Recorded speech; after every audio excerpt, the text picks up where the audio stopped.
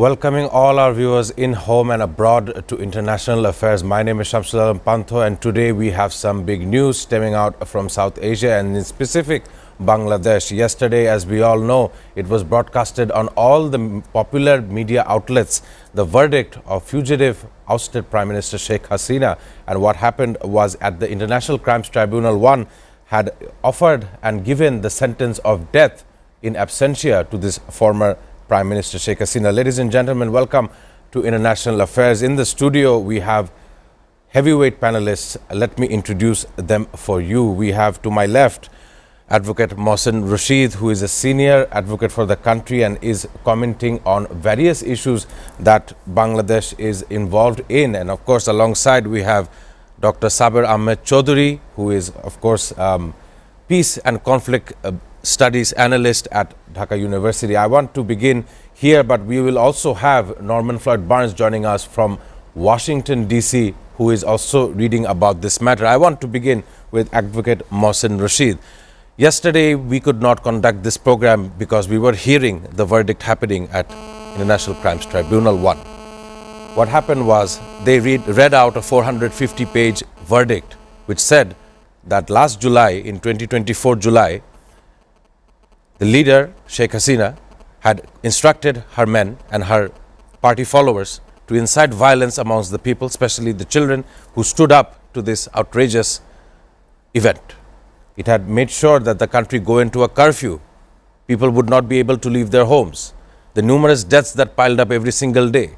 The killing of someone known as Abu Said, who stood up to all of this heinous acts.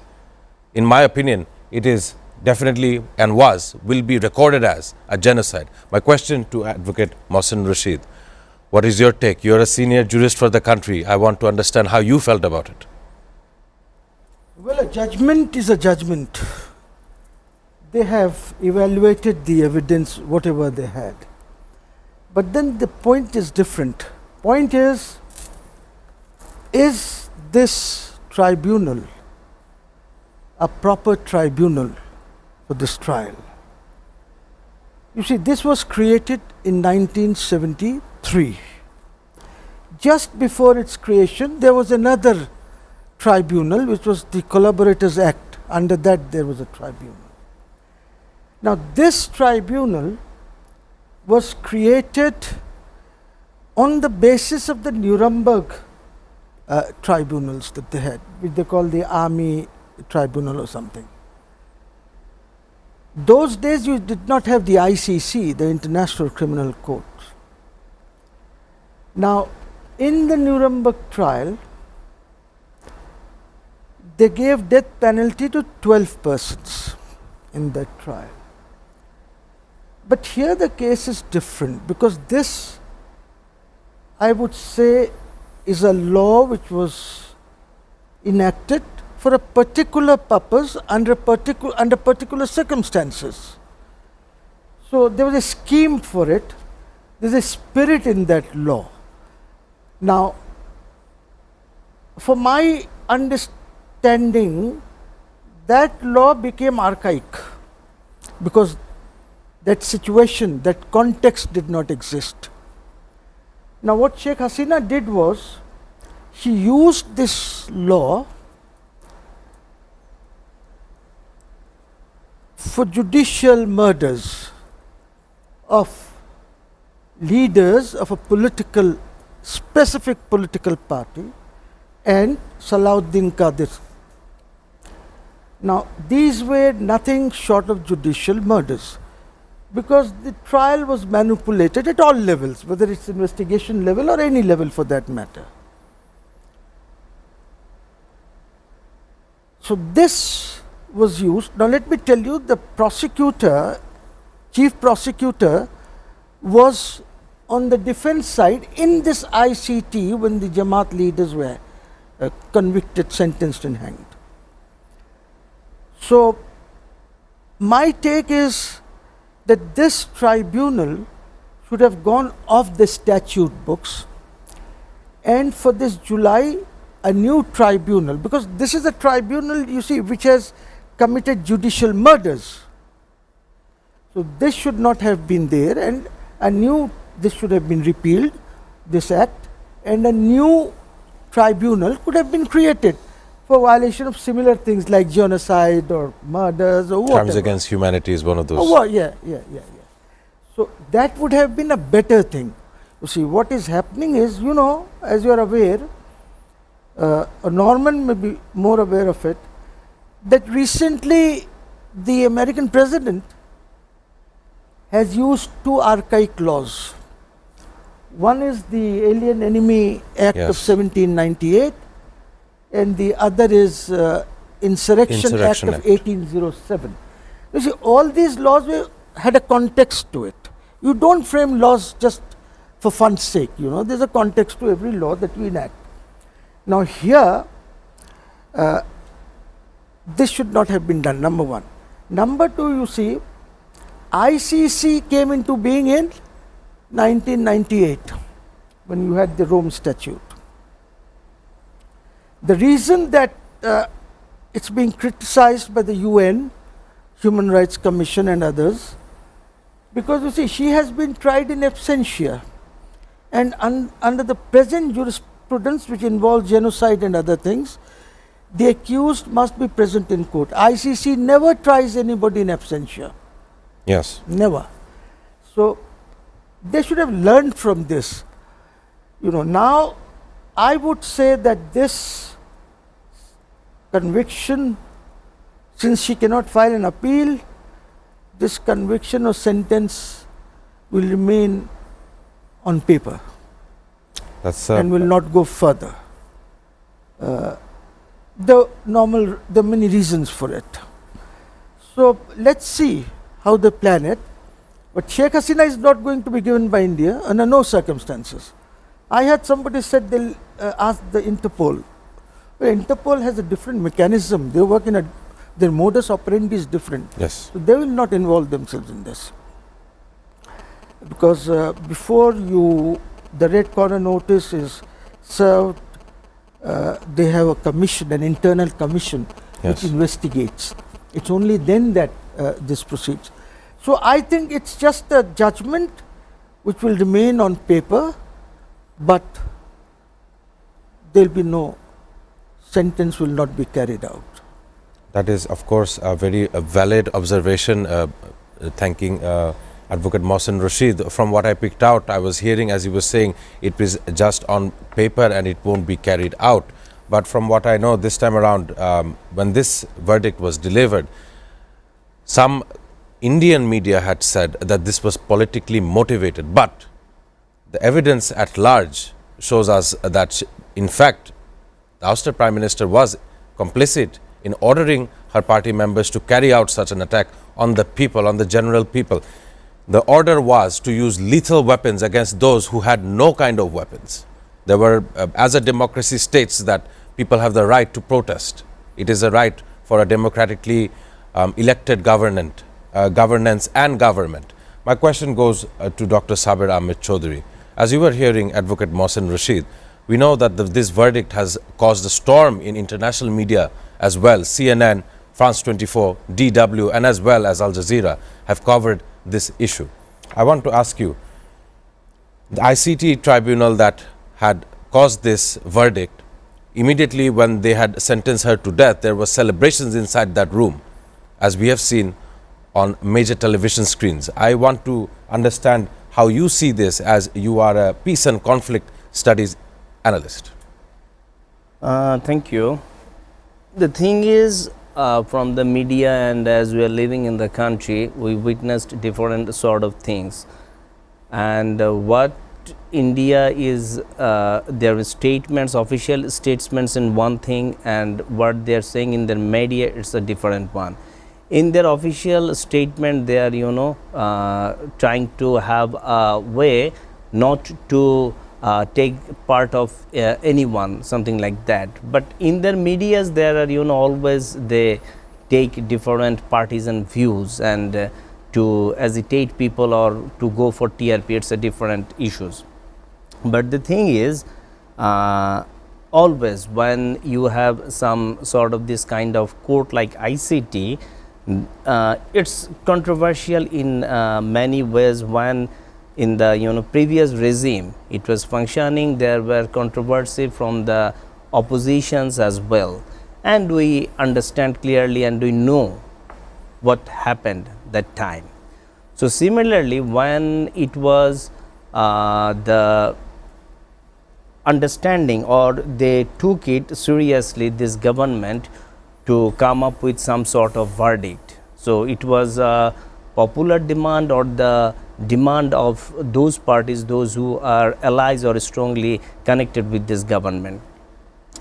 And as Advocate Mohsin Reza was saying, that it's mostly kept in pen and paper, because when there is no chance that we understand clearly that India will not hand over her, and obviously it took place in absentia.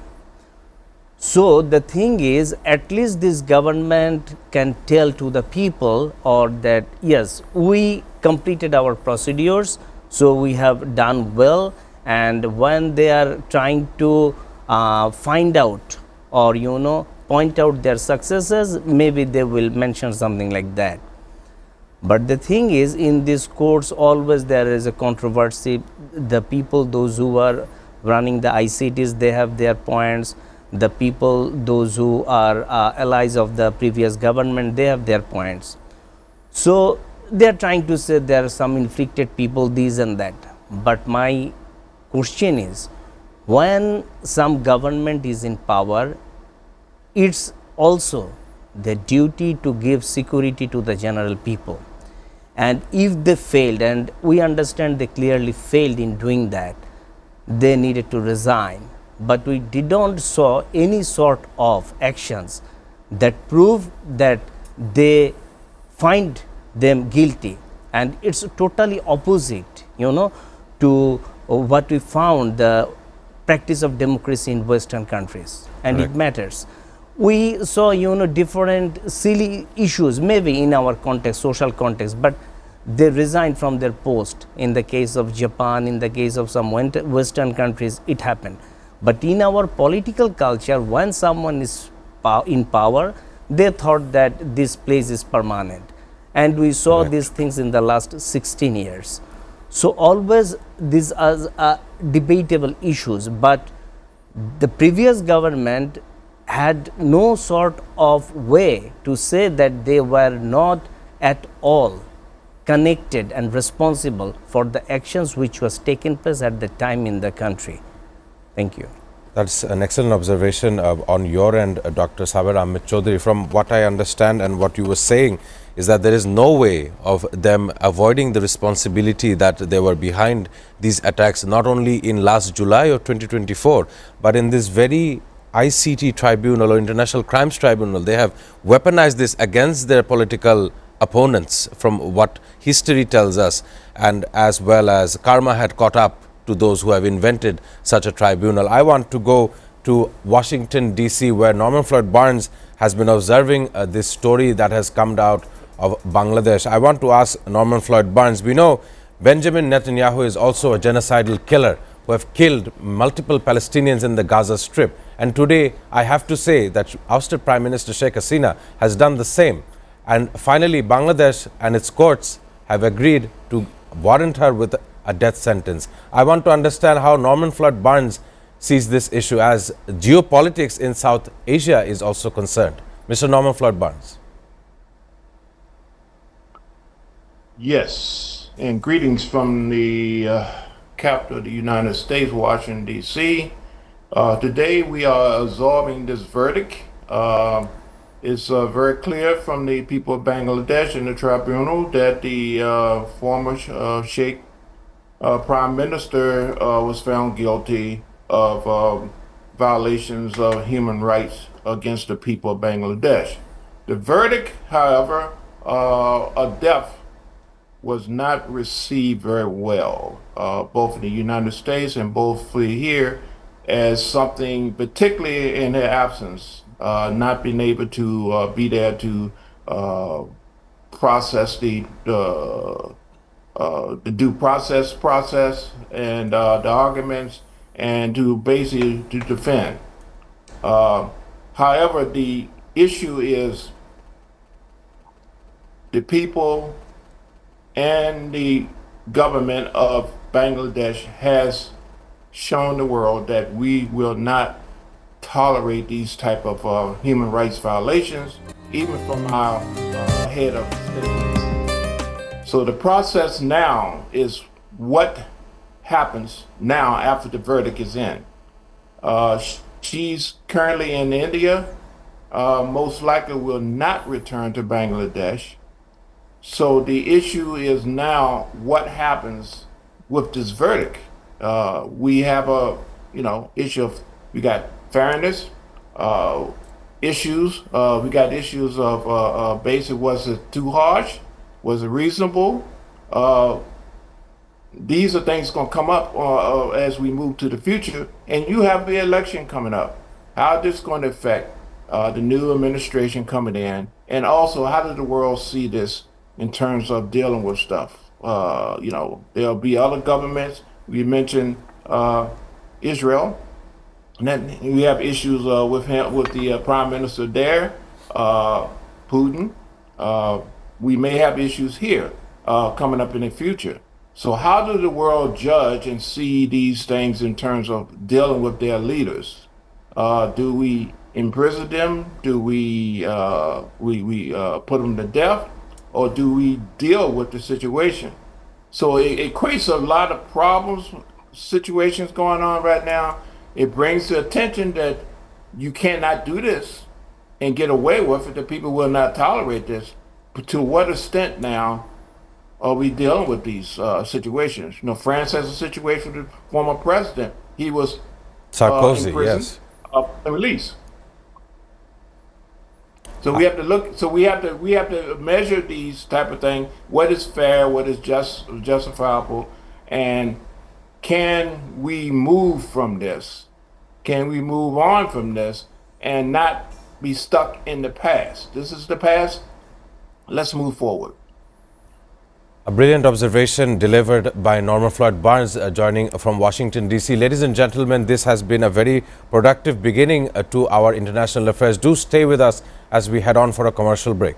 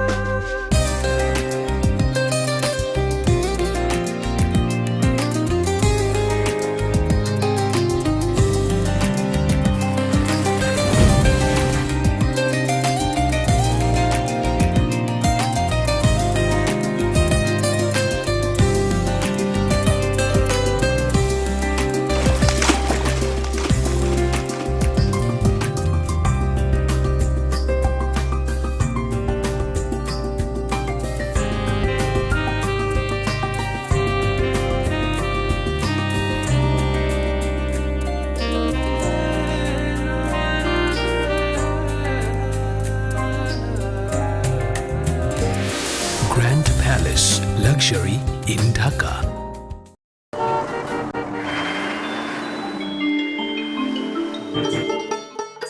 সারা দেশে লাখো মানুষের কঠোর কর্মতৎপরতা ও নিষ্ঠায় SA পরিবহন parcel and courier service এখন 16 কোটি মানুষের হাতের নাগালে।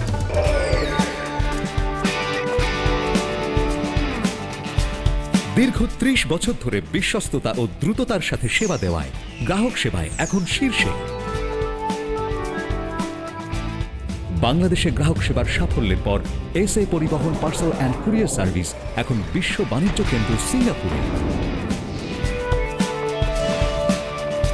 আপনার যে কোনো পণ্য সিঙ্গাপুর থেকে বাংলাদেশে বুকিং এর জন্য যোগাযোগ করুন।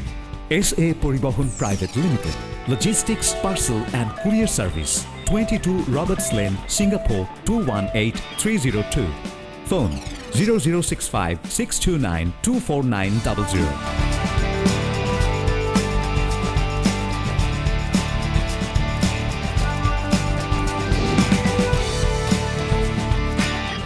বাংলাদেশ থেকে সিঙ্গাপুরে পণ্য বুকিং এর জন্য যোগাযোগ করুন ঢাকা সহ দেশের যে কোনো ৮০টি শাখা কেন্দ্রে। এসএ পরিবহন পার্সেল অ্যান্ড কুরিয়ার সার্ভিস, আপনার সেবা সব সময়। Welcome, Grand Palace Hotel, Dhaka. A majestic lobby blending timeless elegance with modern design. Experience 5-star comfort in suites and rooms. Sophisticated fine dining restaurant. Crystal clear swimming pool for ultimate relaxation.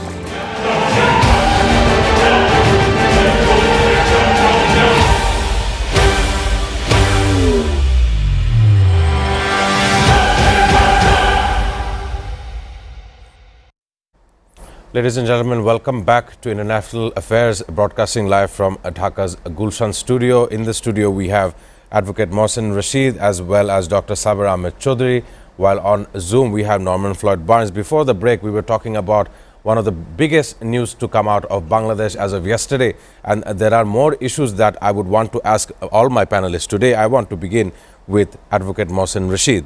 We know how you were talking about the verdict yesterday, but I want to bring the macroeconomic factors into the questioning at this moment.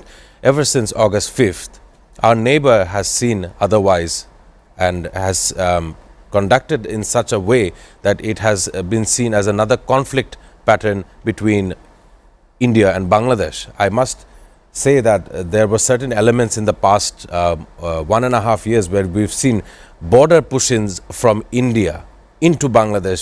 Residents of Assam who were born in Assam, raised in Assam, people of Assam who have been pushed into Bangladesh by the border security forces of India.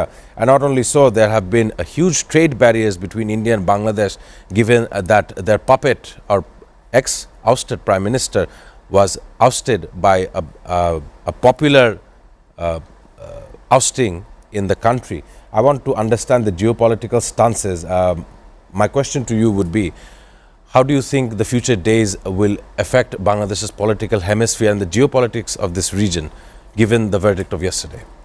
Well, if there is no change in government, I am afraid about the sovereignty and independence of Bangladesh. Now, why I say this? I say this because the recent bomb blast in Delhi is being connected to Bangladesh. And they have given names of a meeting that took place, which was presided over by, said to be presided over by our Home Secretary, in which they had Hizbul Tahrir and LET representatives and others before this bomb attack took place. So days in future are not good. We must start a dialogue with India if we want to resolve our issues. Well, people will say that you are a dalal, which they keep on saying. So let them say so. But for me, the country is more important than me being a dalal. You see? Right. So for this, we must show maturity. And Mr. Yunus has created most of the problems. The day he came here, he spoke of the 7 sisters. There was no reason, no rhyme or reason to say so when he spoke on that day. So they said that, okay, fine, it's a 20-kilometer thing, we'll extend it to 200 kilometers, the chicken neck, which means you lose Rangpur and other places. Cut through the throat of Bangladesh. Expand it. Of course. You see, then again a few days back he opened his mouth, which prompted Rajnath Singh, their defense minister, to say that please talk properly, understand what you are saying. And then what they have done is they have surrounded you. They've got 3 garrisons very close to your borders. These are new garrisons which they have set up. One is extremely close to Lal Monir Hat, very, very close. They have also brought in to the Lal Monir Hat, they have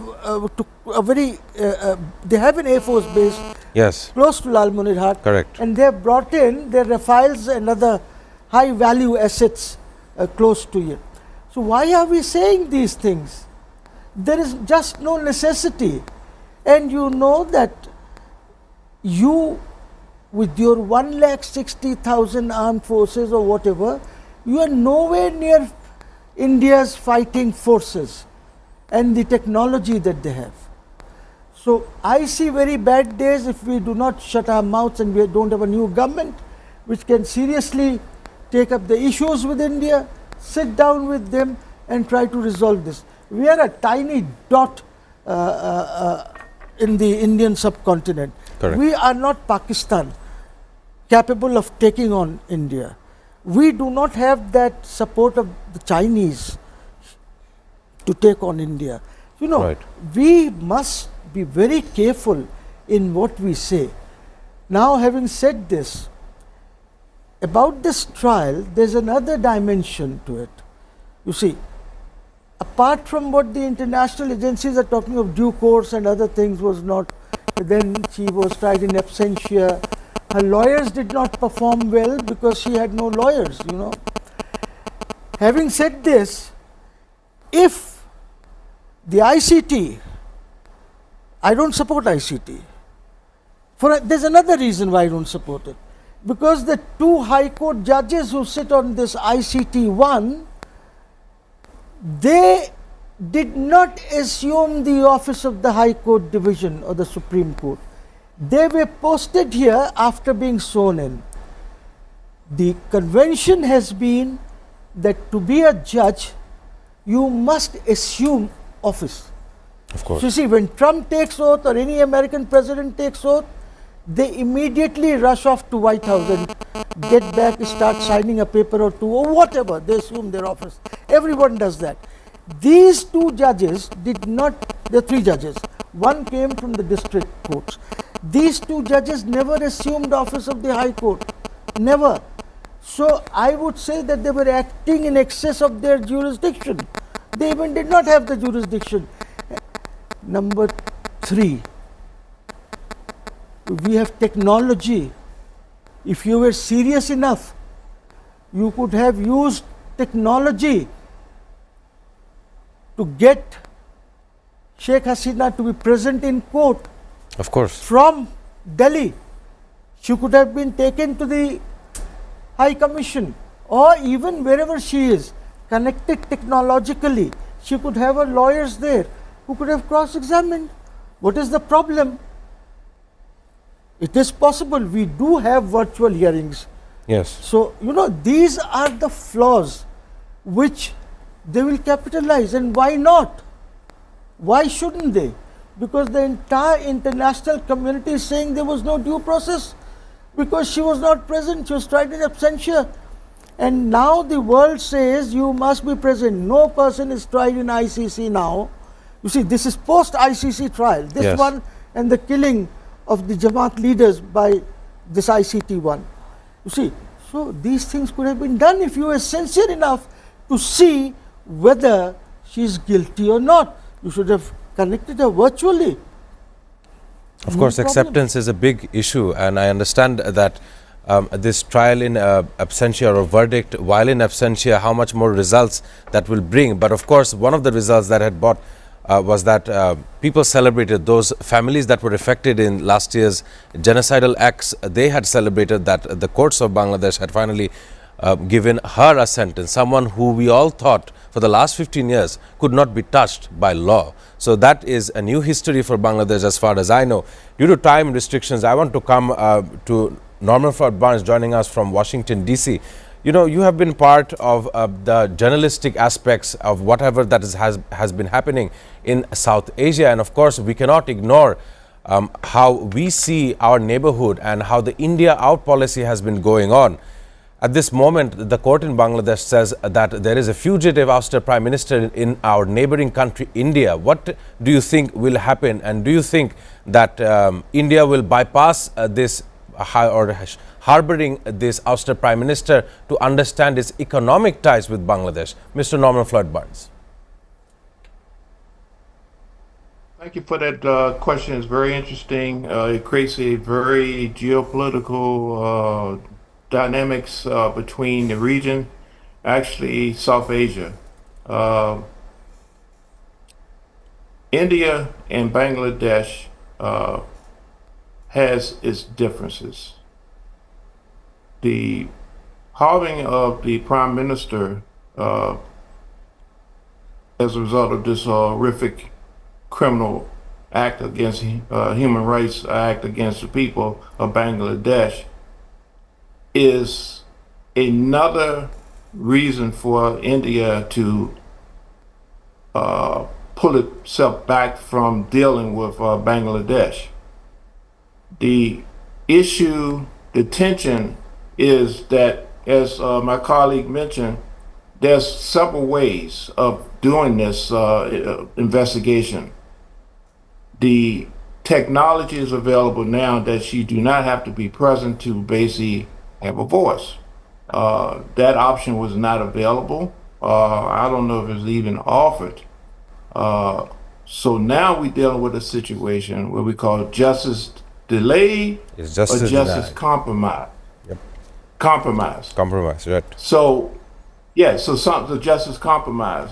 So by having a rapid, this was considered a very quick verdict, investigation, and a decision. By doing this, it satisfies, well, it addresses the needs of the victims and their families. That's one thing. But it brings up the perception world that is this verdict legitimate by not having a person there to talk about why or what's going on? Is it fair? Time to investigate this and the advent of a technology will allow us to really look into the details and what's going on to get a more fair and equal verdict. But by having a verdict and a person doesn't have a chance to speak for themselves, and more importantly, sentence that person to death and not having the word say anything about it is not acceptable in the terms of the world. A very profound observation. Of course, one of the things that I picked out from your statement was justice delayed is justice denied. In my words, thank you, Mr. Norman Floyd Burns. Sir, justice hurried is justice buried. Buried. Yes, there's another one coming out of the studio. Justice hurried is also justice buried. I want to come to Dr. Sabir Ahmed Chaudhry. You know, we were discussing, let's look at Bangladesh's foreign policy and how it has always been. It's been friendship to all and malice to none. And that's how Bangladesh's 54 years have gone by. But at the edge of these 54, at the beginning of these 54 years, one thing that our nation had failed to recognize was that our neighbor and what they have as intentions to us as a sovereign nation, it has contested the fact that we are under their rule in some aspect or some sort. Today, it is unfortunate that I must say that our foreign policy, friendship to all, malice to none, it is on the Indian side, friendship to all and malice to only one, and that one being Bangladesh. My question to Dr. Sabir Ahmed Chaudhry, the media has attacked us on various fronts. The Indian media, the Godi media, the producer of so much fake news that general Indians have consumed. Of course, this is another similarity we see. The Bharatiya Janata Party, the BJP, has always used propaganda as a popular mechanism. Similarly, Bangladesh Awami League has done the same. I want to understand how you see about it, as you are a peace and conflict analyst. Thank you. Yeah, the Indian media, I told you earlier that they have different agendas, and the problem is Indian people, those who are getting news mostly from them, they explained or their perception developed from these things. We have friends in India, and when they are asking us some questions which sometimes we surprised that how could they analyze or get this kind of peculiar or information which has no base at all. After the 5th August, some our friends from India are trying to know that do you think that it will be possible for the Hindus to perform their puja and these things in Bangladesh now. So this kind of things, they don't understand that what's going on. Then I just asked them that how you got this kind of information. They are saying that we see many things in our medias which is not at all favorable. And the thing is, yesterday I also attended an interview with a journalist from India, and I told him the same thing, that Indian government always fail to understand people to people contact. They always trying to have a good relationship with single party, but you can't determine the relationship with a country with the relationship with any party. So if they understand really what is the pulse of the general people, they can do much better. After the 5th August, they asked us several questions, the Indian journalists, that why you have suddenly this kind of anti-Indian slogans in different sort of processions and gatherings. I told it that what would you expect when most of the people understand that you are the main reason for not having free and fair elections for a long time, 16 years. What do you expect? You fail to understand the people to people contact and fail to understand the sentiments of the general people. In one conference in China, we also have friends from, in that conference from India and some other South Asian countries. We also came to this conclusion that if we need to have a peaceful South Asia, we need to understand the relationship with people. We have friends in India, we have friends in other countries. Indians also have some sort of the general people. The understanding of the general people is one thing, and the understanding of the government, especially BJP government, they are in power for a long time. And similar patterns with Bangladesh Army League. So one is supporting the other. And they are always trying to use this religious card. And Bangladesh, is the most easiest, sellable things for them. So they are selling these things for getting their popularity. When they have some sort of difficulties or difficult situation in their country, they come up with this kind of things. And they always understand, if this kind of pushing in the borders, or there are some sort of killings in the borders, maybe in some ways those who are very fanatic and very pro BJP people, maybe they will be happy. It's maybe their understanding. And Bangladesh government also need to understand that we are not in a state, though we are 180 million people, we are just in the pocket of a country. A huge border areas are around us. So it's not our duty to fight with these big powers. We need to go for the economic development, try as much as possible to gain our interest from the big powers who are in South Asia as well as in the globe. But when you have this kind of pressures, we knew in the last regimes, if you want to go for any deal, if you want to go for any treaty with other countries as well, you need to have some sort of permission from the neighbor.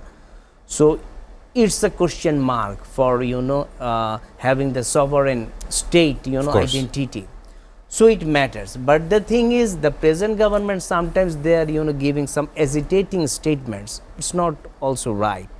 We need to understand our position, and we are not in a position. Even it would be difficult for us to fight with Myanmar to some extent while we are just analyze. So to some point we knew that there are some sort of activities running in the air base close to Lalmonirhat. And what we see that India also having some sort of cantonments close to the border areas. So these things are back and forth, these things are going on.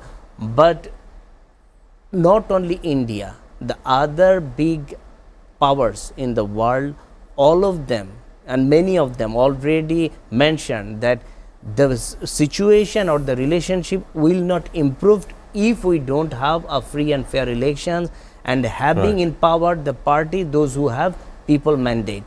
We knew that what's the standpoint of IMF, what is their observation. And we also know that other donor agencies, other organizations, those who are giving debt, they also mostly follow the rules and regulations of IMF. We don't have enough foreign direct investment. Correct. We don't have enough domestic investment. Everybody is not seeing what's going on, and the overall political environment, what we are seeing for a long time, is not in a stable situation, which is Yes. not at all favorable for investment. And if this is the situation, the unemployment and other things, the trickle down theory, so what will be the impact in the long run, we need to understand. Thank you, Dr. Saber Ahmed Chaudhry. Ladies and gentlemen, we were discussing how the future days look for Bangladesh as we head on to the 13th national elections coming up in February. Ladies and gentlemen, do stay with us as we head for another short commercial break.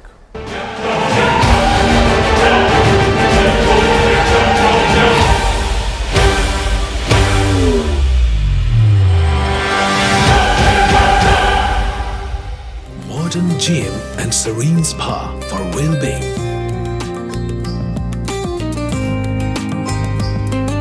Perfect venue for corporate events, weddings and parties.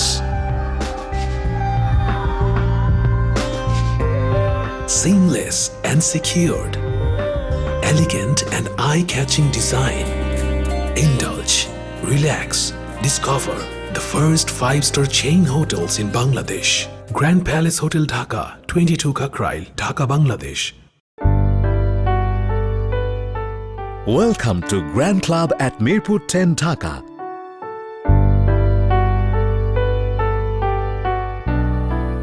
Elegant spa and wellness facility for ladies and gents.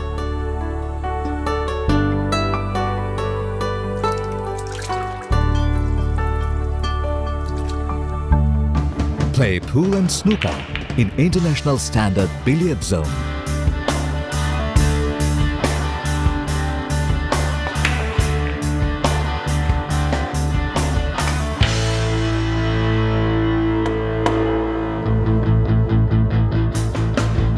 World-class gym facility with exclusive equipment for man and woman. A restaurant of delicious local and international cuisine.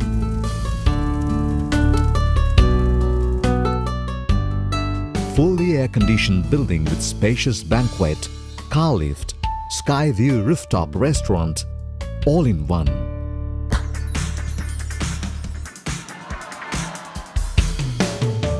Grand Club Limited, Mirpur 10, Dhaka. কি এমন জিনিস যেটা সব লোকে খায়? ছোটরা খেলে পরে কেঁদে মায়ের কাছে যায়, বৃদ্ধ লোক খেলে পরে মাথায় দেয় হাত, যুবক যুবতীরা খেলে পরে এদিক ওদিক তাকায়। ছেড়ে দে শয়তান, ছেড়ে দে, দেহ পেলে আমার মন পাবি না, ছেড়ে দে। কোন ফলের বীজ নেই বলো দেখি দাদা, বলতে না পারলে হবে তুমি গাধা। মন্দিরা চক্রবর্তী কার সাথে প্রেম করছে? আমি এখন মা হতে চলেছে। চিনেছি তোমারে আকারে প্রকারে, দিনের আলো রাতের আধারে। কোন বাসায় শুধু দুজন থাকে, দরজা জানালা ছাদ কিছুই থাকে না? পা, পায়ের নুপুর, ছন্দ, মনে হচ্ছে কি ছু দিয়ে জাদু মন্ত্র করছে। এক্স্যাক্টলি। পায়রে নুপুর আমার। অরিক্স স্পেশাল সেলিব্রিটি শো তারকার ঝলক দেখবেন প্রতি শুক্রবার রাত 9:30 ভালোবাসা একবার তুমি বউ কইয়া দেখো। হ্যাঁ গো।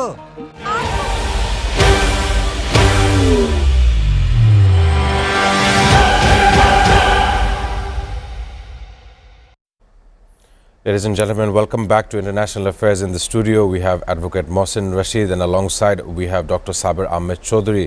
We were talking about the geopolitics of Bangladesh and its region, but I want to bring to everyone's attention how the narratives are played against the intent or the sovereignty of our country.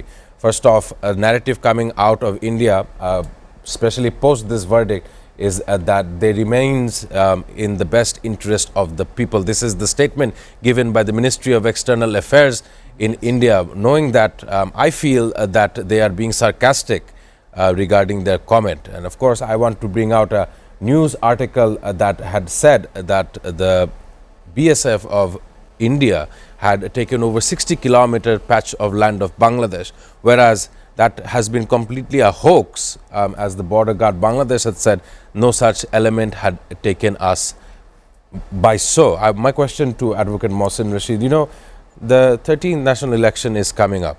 The same day the referendum shall be held, as according to the chief advisor. I want to understand what kind of political scenario you shall see before this election comes in.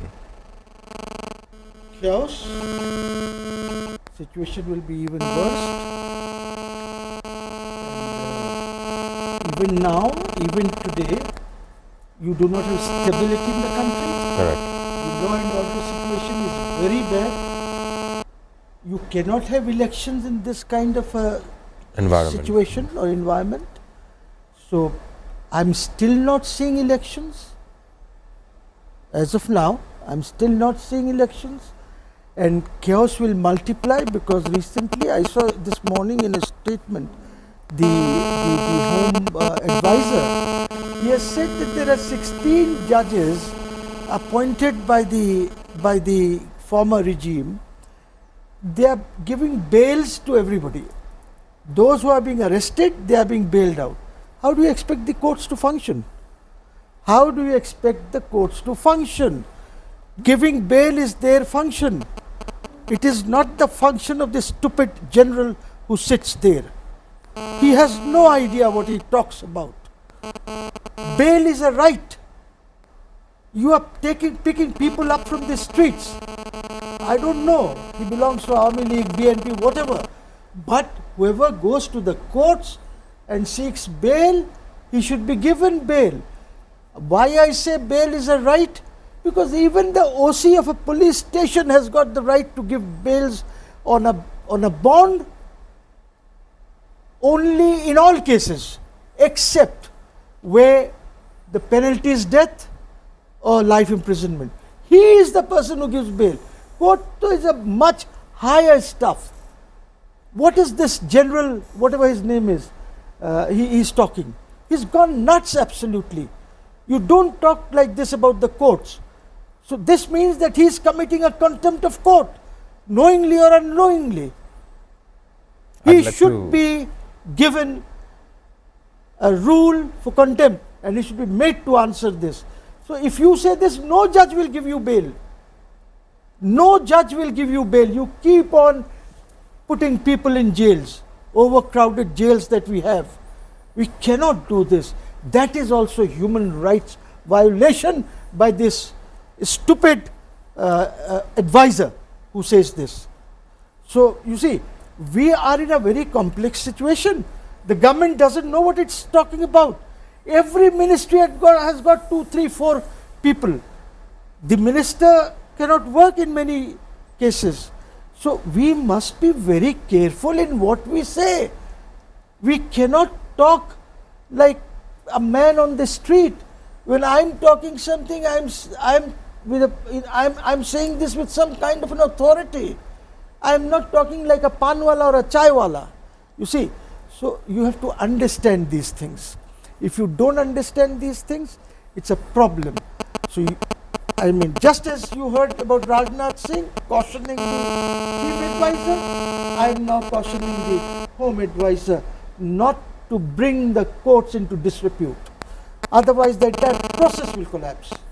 I must thank you for your understanding and respect towards the judiciary processes. Thank you so much, Advocate Mohsin Rashid. I want to come to Dr. Sabir Ahmed Chaudhary, who actually was describing all the issues that our neighbor uses to understand and to create narratives in our country. One of them being the minorities card, that they say that other religions or people who follow other religions other than the one majority we have, whether or not they'll be able to practice their rituals. And of course, it opens up an entire story about how Bangladesh is now being run by radical Muslims.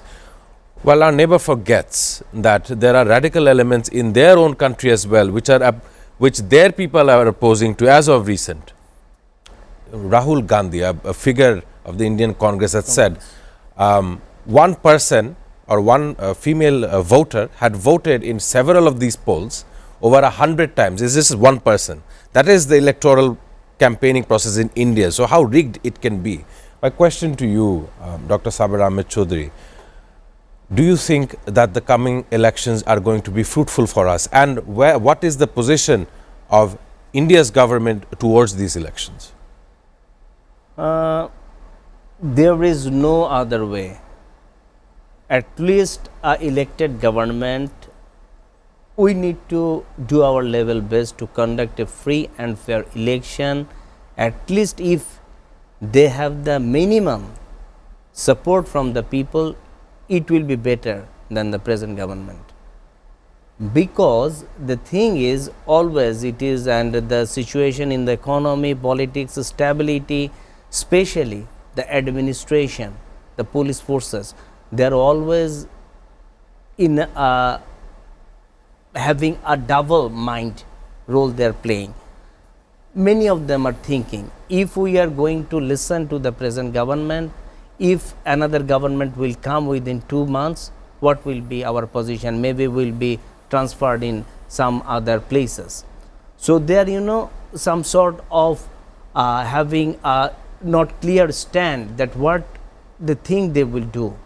Right.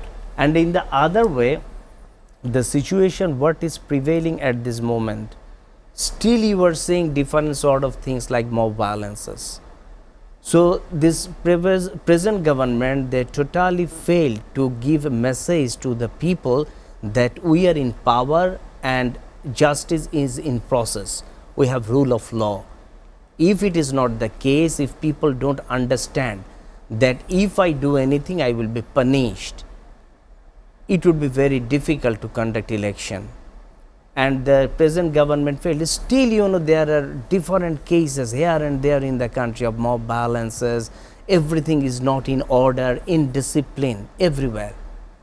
So it matters. We have a stable combination, whether in in any other form, whether it's the caretaker government or in any other form, just to accept people, 180 million people and a huge number of voters. If you are going to conduct an election in a highly populated country like this, it would be very difficult. The infrastructure is invisible. Yes, we don't see it. You can't send military or army everywhere. There are chore areas, there are some areas, remote areas, where it's very much difficult to conduct elections riggings, vote center, people are having control with them. There are many sort of incidents. We witnessed these things in our previous elections. So if this is the case, it would be very difficult for them, and definitely not only for India, for other countries, we need an election, but the free and fair manner. And there is another question, the inclusion of other parties. There is a demand from other Western countries that it should be inclusive. Maybe you are giving verdict to this and that, but you need to understand as well, they have still 25 to 30% voters. Bank. Yes, vote banks. Still in the country. So if you ignore their pulse, it's not the voice of democracy. You can say many things. So 25 to 30% voters, it means more than 5 crore people. Agree. So how could you measure their understanding or their pulse? You can't ignore in democracy. Correct. Maybe in a refined form or any other form, but inclusion is necessary. And if it will not be the case, if any government will form within 2 or 3 months, it will also difficult for them to be in power for more than 2 years, because hesitations everywhere, they will trying their level best to destabilize the government. So there are many other issues. Of course. So we need this kind of situations when people understand this. Yes, government has the guts to conduct election properly, law and order will be maintained, and administration and police force, they are having the guts to apply rules for everyone and giving punishment those who are taking or conducting offenses. Right, Dr. Sabir Ahmed Chaudhary, that was very profound in how you were describing the event. I want to conclude the program, but before I do so, I want to have one last question towards Advocate Mohsin Rashid. We know Bangladesh and India, as history states, we have an extradition treatment or a treaty between the two countries. Do you think before the election we will see that treaty being a part in handing over this ousted Prime Minister? Do you think that it is going to play any kind of beneficiary fact for Bangladesh? In short, no. Absolutely no. As long as you do not have inclusive elections. And when I say inclusive elections, you cannot ignore Awami League. It's a big party, huge support. You see. Therefore, I do not expect, if this government continues and holds elections, I do not expect free and fair elections. It will be manipulated elections for a particular party or for two parties. Thank you so much, Advocate Mohsin Rashid, and of course Dr. Sabir Ahmed Chaudhary, both who have graced the studio today talking about something and all the issues that include Bangladesh. Ladies and gentlemen, as I conclude, today is of course Moroccan Independence Day. It also signifies King Mohammed V's return from Spain colonial rule exile in 1955. Ladies and gentlemen, do stay with us as we are heading in to special bulletins starting from 3. And I shall see you all tomorrow.